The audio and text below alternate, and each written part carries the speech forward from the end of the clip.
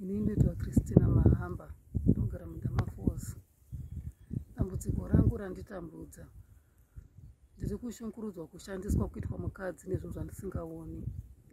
Zvinhu izvi zvinongouya pese pese. Zvakatanga munana Mei, April, May, June, July zvaita apo neapa. Asi zvinoti August, September, October ndapfidza. 24 hour chaiyo iri kundishungurudza. Ndinorara ndakasvinura. Ndorara ndichibhoilisa mvura ndichigarira. Zvinhu izvo chinongoerekana chasvika. Chekutanga ndotanga kunzwa kadzungu. Ndotonzwa ndakushandiswa, ndinenge ndichizunguzwa. Ndotonzwa ndatorasirwa mvura.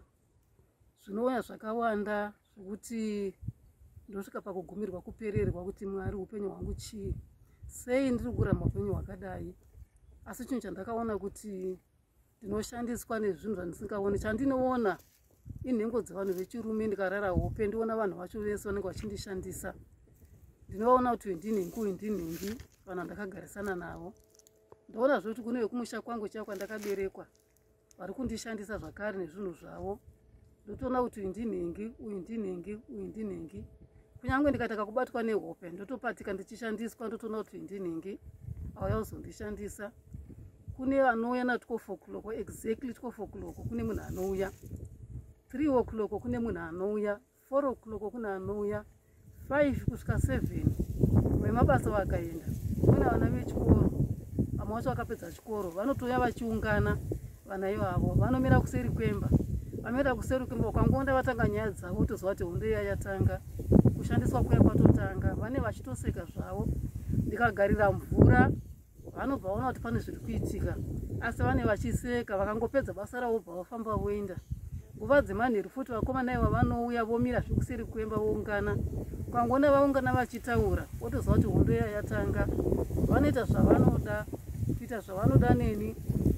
Ndakatanga ndichiisa sauti, ndikaisa sauti zvomboita zviri nani, asi ndaona kuti sauti iya yakundikuvadza. Sauti iya yakutondiitisa maronda, saka ndakabva ndaisiya. Ndakambotora bute zvakare ndikashandisa bute. Ndakangondishandira zuva rimwe chete, ndikaona zvakare kuti hazvichagoni kubute zvakungondishandisa, ndikatora bute racho iroro. Zvinhu zvakutongondikurira, saka ndangopererwa nekuomerwa neupenyu. Handichina kana zororo. Ndofunga kuti zero rangu rino randiri handina kana zororo. Ndine makore akawanda ndisina kana murume wandinaye, kana wandadanana naye, kana kurara naye. Kubva murume wangu pakangobuda akaenda, ndambodanana nemunhu. Varume vandakaramba vose panzvimbo yandinogara vari kundivinga nemushonga iwoyo zvokundifikisa kuti ndakavaramba. Nokuti pfungwa dzavo vaifunga kuti chii ndichavada kuti vandishandise, asi ndakaramba. Zvinhu izvozvo mazvo ndizvo vari kundifikisira kuti ndakavaramba. Saka vandishandisa kudaro, ndinenge ndakatoomerwa.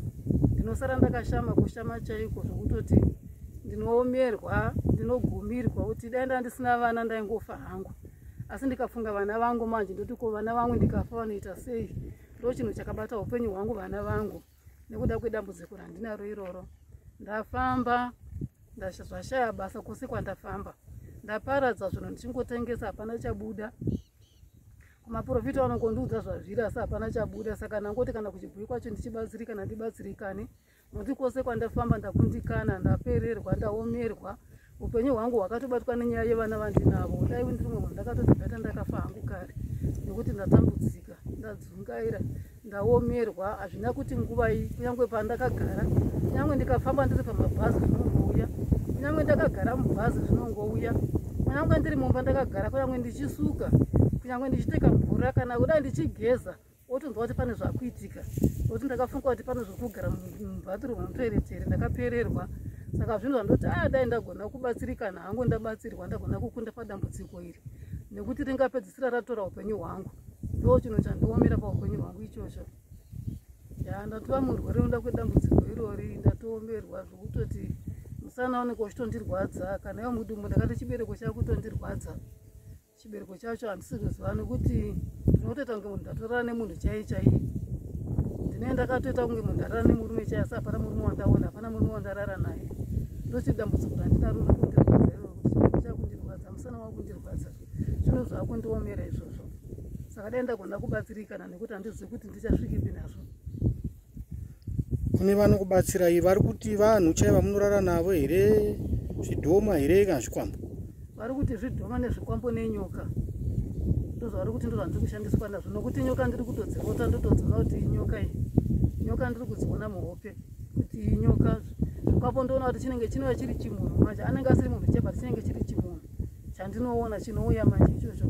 Kozouya zvinova zvimwe zvinenge zvakaita zvivana, zvinenge zvati kure but zvinenge zviri zvivana, ndozvimwe zvandinoona futi izvozvo. 0773 548 521 0773 548 521 kana kuti 0715 0784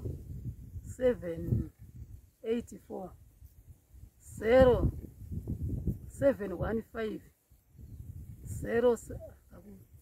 Tinotenda mai.